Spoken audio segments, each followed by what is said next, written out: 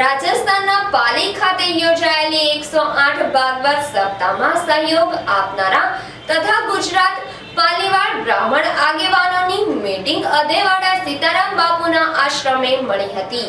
સમસ્ત પાલીવાડ બ્રાહ્મણ જ્ઞાતિ દ્વારા તાજેતરમાં રાજસ્થાનના પાલી મારવાડામાં 108 ભાગવત સપ્તાહ યોજવામાં આવી હતી।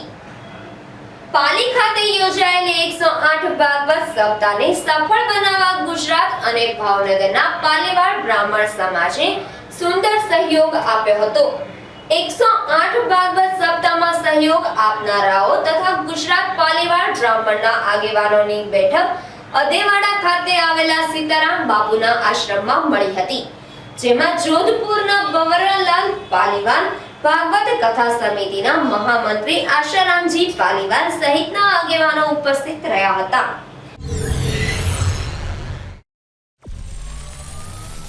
એમના આદેશને ચરિતાર્થ કરવા માટે જેમણે રાત દિવસ એક કર્યા છે અને સમગ્ર ભારત પૂજા કરી છે એવા ભોરલાલજી પાલીવાલ આપણી વચ્ચે છે। એમનું સ્વાગત શાલ ઓઢાડીને કરશે ગુજરાત પાલીવાલ બ્રહ્મ સમાજ વતી।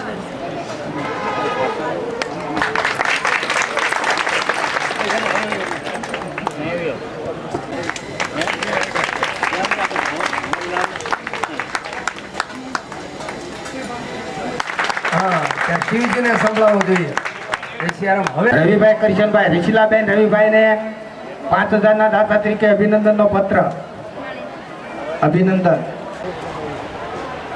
જલારામના કોઈ મિત્ર નથી ભાઈ જાનીભાઈ દેવજી દાદાને આપી દો। દેવજી દાદાને જાનીભાઈ આપો।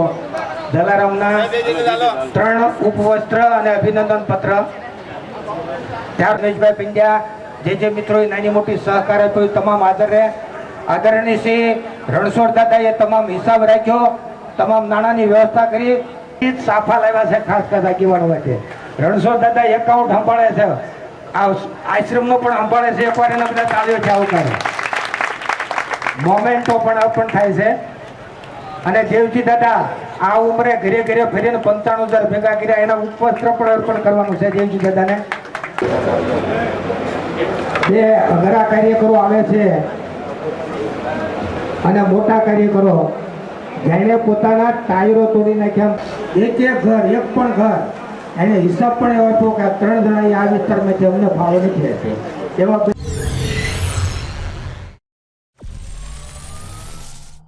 આ બેઠક બાદ જ્ઞાતિજનો માટે મહાપ્રસાદ વિતરણ કરવામાં આવ્યું હતું।